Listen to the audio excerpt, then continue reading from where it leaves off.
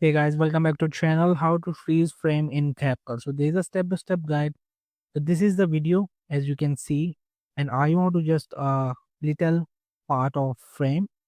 So example, I want to just drag on this part, and I want to first of all we will just have to tab split, and from this section again I will just tab on it split.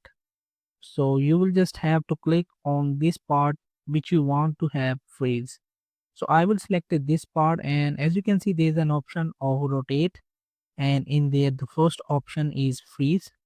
So we will just have to tab on it, and as you can see it will be just have created.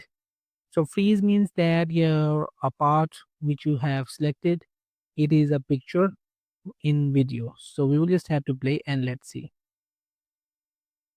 So basically this is the freeze frame in CapCut. You will just also have to reduce the duration of this freeze frame.